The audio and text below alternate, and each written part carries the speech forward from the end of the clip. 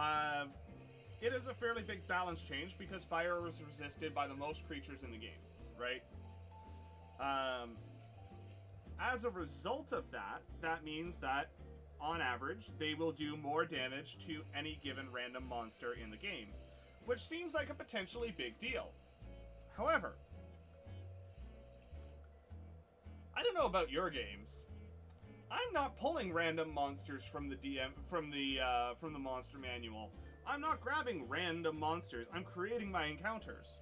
So it doesn't matter what random monsters or any aggregation of monsters is resistant to. And also, I make the rules. Guess what? That ancient dragon, yeah, they were bullied as a kid.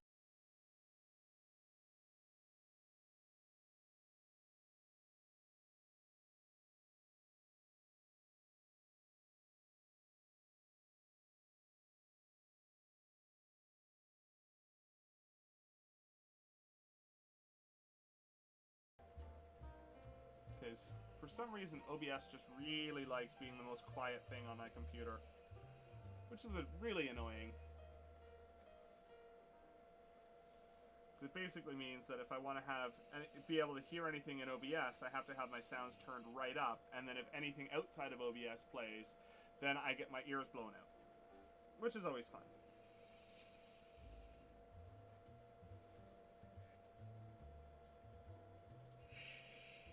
It's cool. We do all sorts of random stuff here. We do 3D printing, we do dice making, we do electronics and engineering. We're currently partway through that is a chonk dice. A very pretty one at that.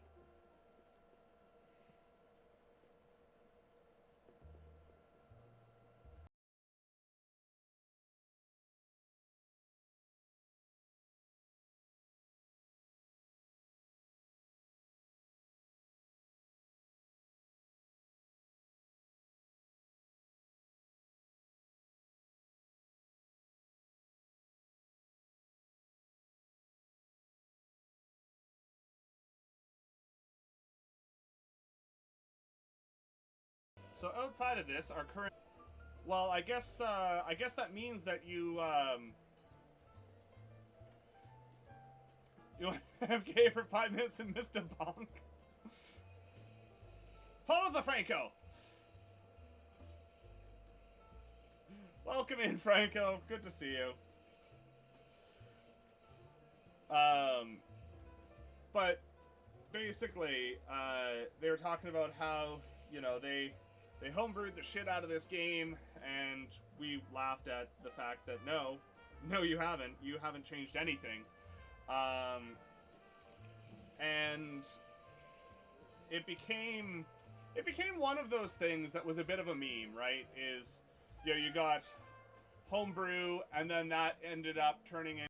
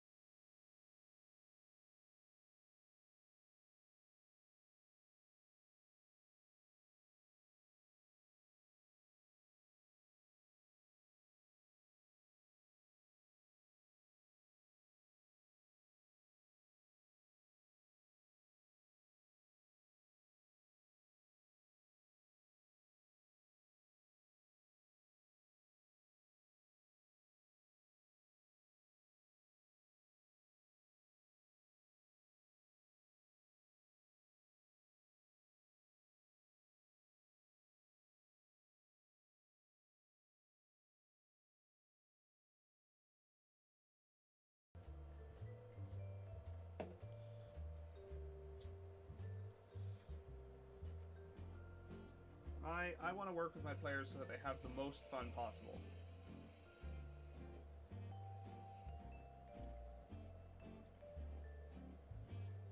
And there's not even really tournaments in D&D. Like there's Adventurers League play, but that's not even really tournament. That's just um that's just group play that's been organized by modules organized by Wizards of the Coast.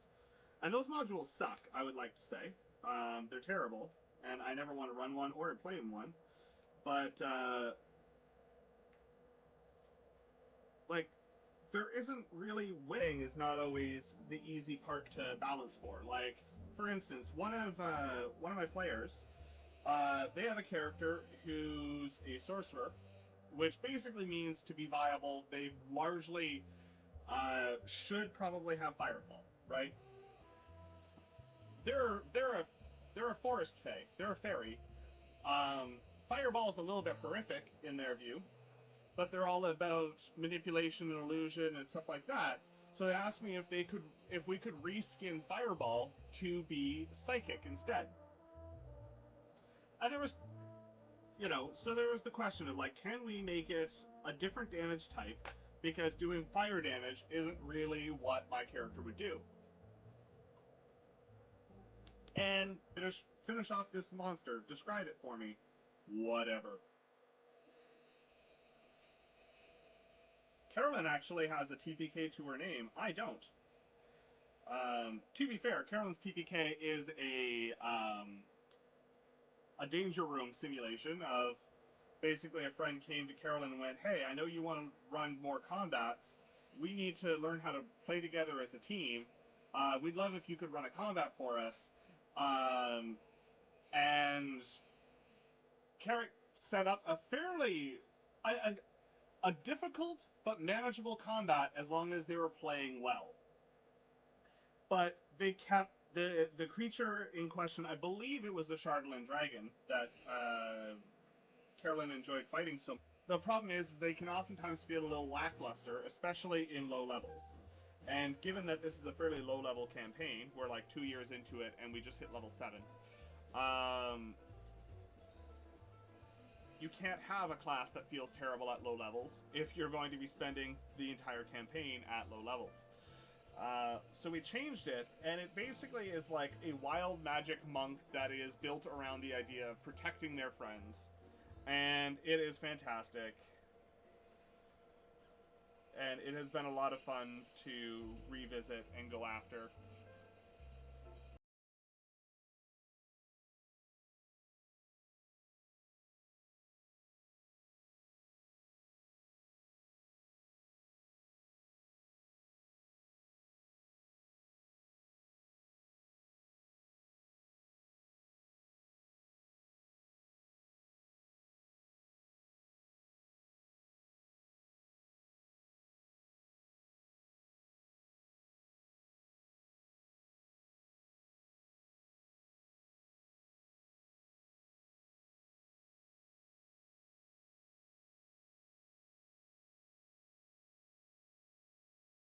Okay. We will get there.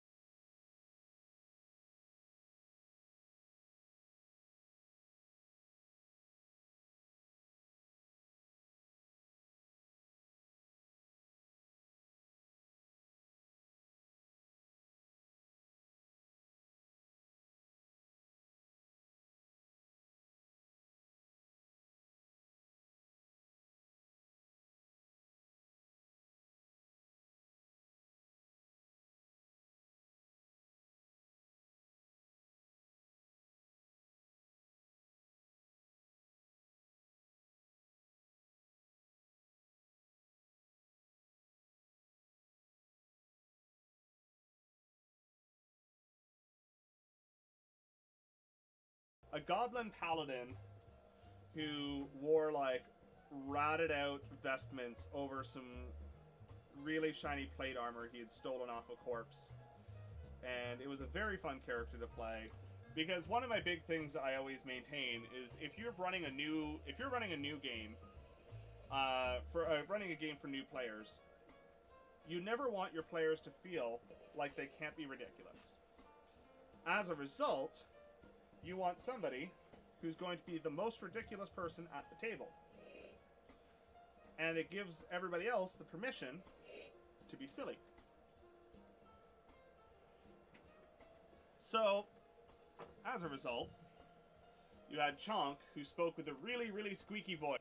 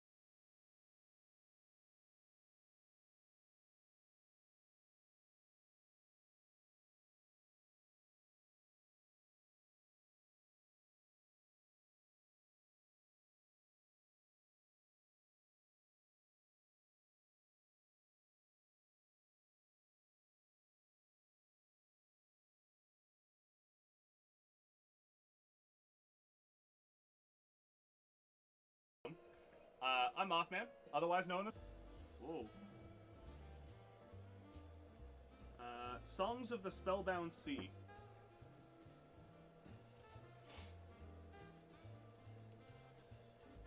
Yeah, I backed a module called Songs of the Spellbound Sea, which is super interesting, and is largely, go figure, based around piracy and pirates, and pirate crews and the like. What's my favorite piece of homebrew to date? Great question.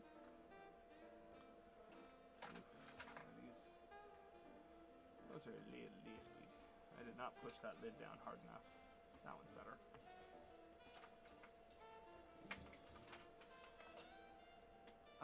Favorite piece of homebrew to date? More damage against the monsters guide.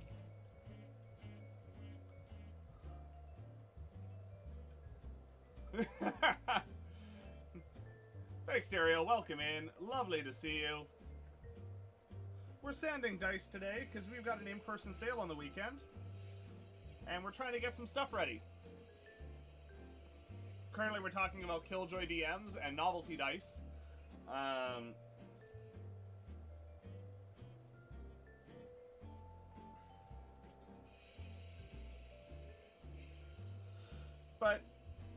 But yeah, like, so the thing is like, my player asked me if they could reskin Fireball to be psychic damage.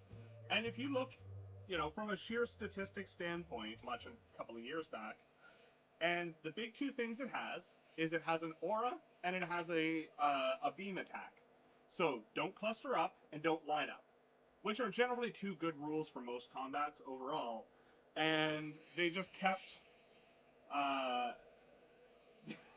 they just kept making a line, and or a group, and or both. So Carrot got to absolutely just wreck them. And is still very pleased about it to this day. Rightfully so.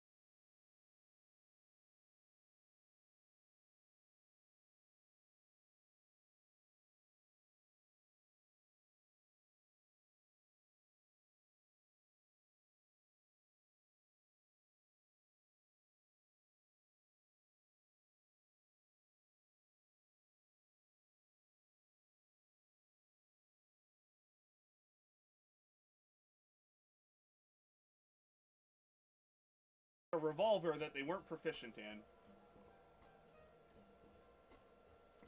That sounds super fun.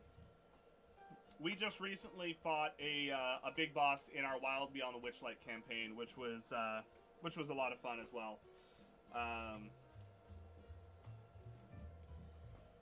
And the party really did a fantastic job of divide and conquer, where my player spent the entire time destroying the equipment that was making them powerful.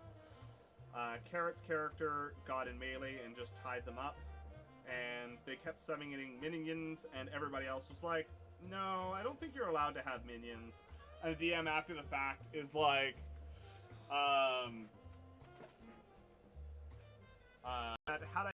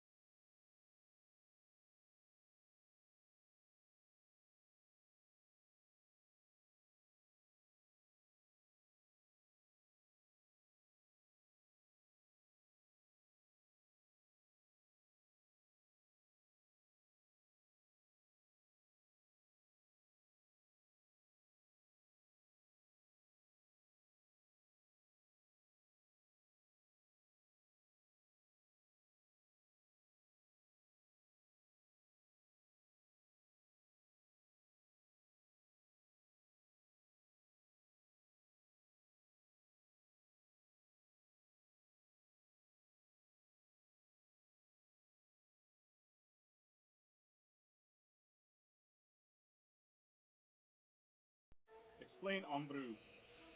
Um, in how much detail, Carrot? I mean, realistically, it's not like the parties involved are watching this stream, so I could probably actually be a little bit more specific.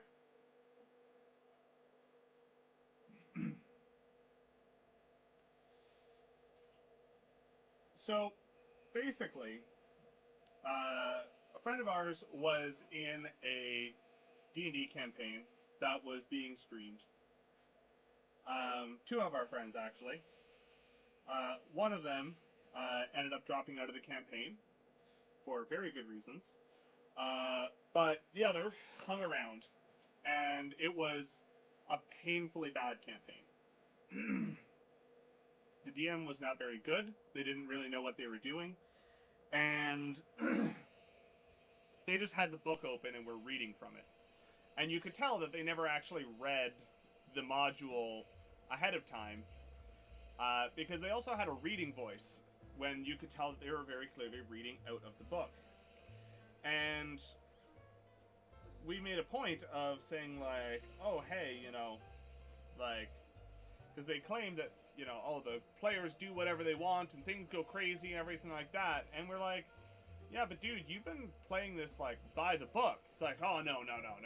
I've homebrewed the shit out of this campaign. They're like, you do realize we have the book open in front of us, right? Oh, well, winning, right? Like, winning is everybody having fun. You can beat a combat, but you can also lose by beating a combat if everybody was so bored the entire time nobody cared. And I know that that Theo mentioned that last night, that they recently done a combat and they were so bored because they spent half an hour smashing against a zombie and it was a foregone conclusion. Move on. We roll dice to figure out if something is or isn't going to happen. If there is no probability of something not happening, then just move on. You guys smash the zombies head in. Oh, it had 100 health left? Actually, it only had 1.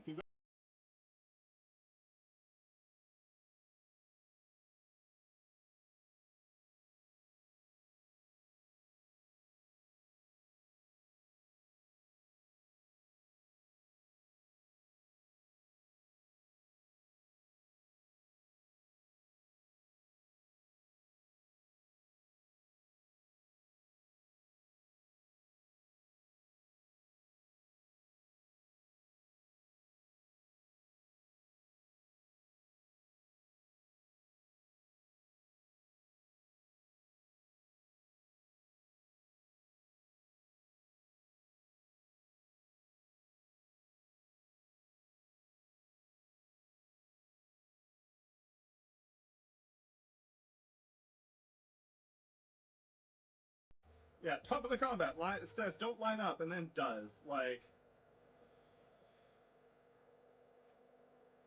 you know, because it's not like they were worried about metagaming in that aspect of like. But you know, I don't think it's a terribly difficult thing to assume that a dragon's going to have some kind of line attack.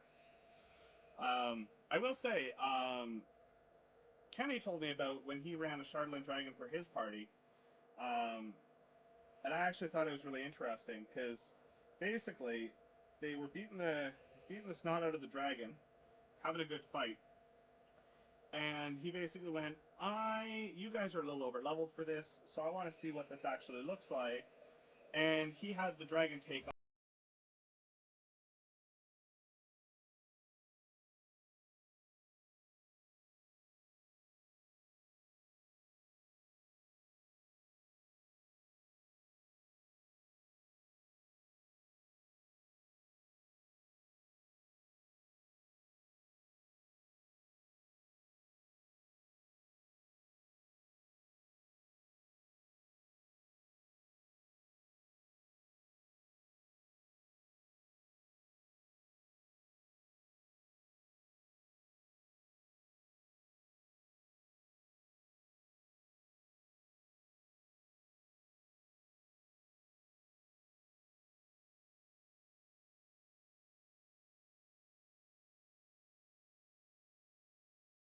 um, I can't remember which way it went first, but basically at the end of the day, the joke was that it was a character, Mas Ombrou, um, very much homebrew, and our goal became trying to get them to say Ombrou on stream, and we actually managed to make them do it, which was phenomenal and hilarious because they were not a very nice person. They were a bad DM, and basically shortly after that campaign ended, they pretty much saw themselves out of every possible community, which was hilarious. So yes, Ombrou is what if that was home. They were like, yeah, pretty much all of their powers required minions, hirelings, whatever. All of their stuff was like stage directions, directing other people to do stuff. But none of them actually lived long enough to do anything because they had to rush up the stairs to get into the room. At which point, that was going to be the end of their turn. And then we started pulling some really crazy stuff to be like, okay, so some AoE stuff? AoE? Yeah, great, awesome, lovely. And just absolutely destroyed them. So the DM had a rough time that one, but that was fun for us.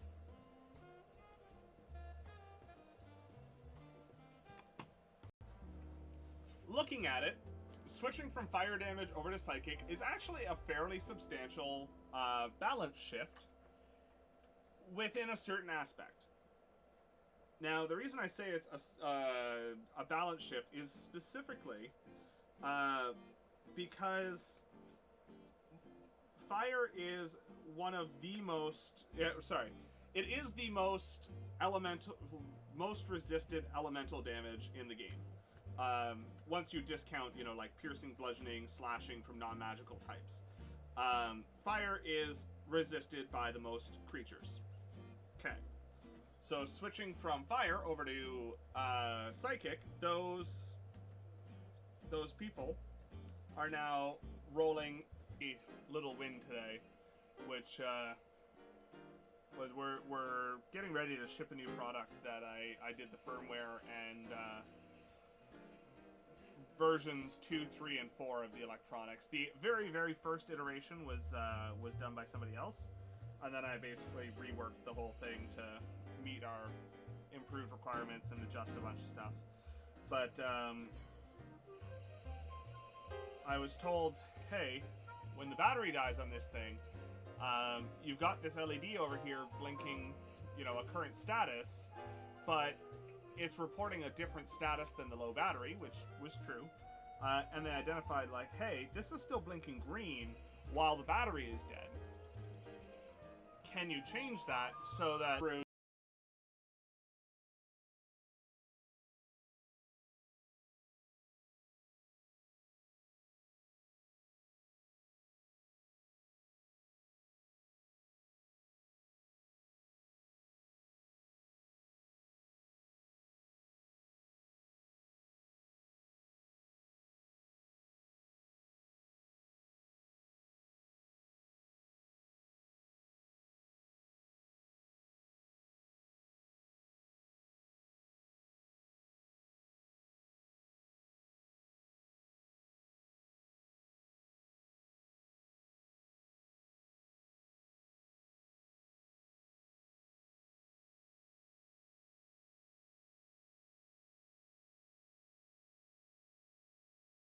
it's a little goblin paladin that was designed for keeping the party alive for some first-time players. And Twilight clerics are particularly good at that. They are very, very, very strong at. They have some auras that allow people to max out healing, and they've got they have an aura that maxes healing and also gives 10 hit points every round, and that's a passive thing that doesn't need to be re-upped or anything. So it's a pretty strong piece overall. Yeah, and then Carrot kept running away, which is fine. Whatever. But, yeah, they were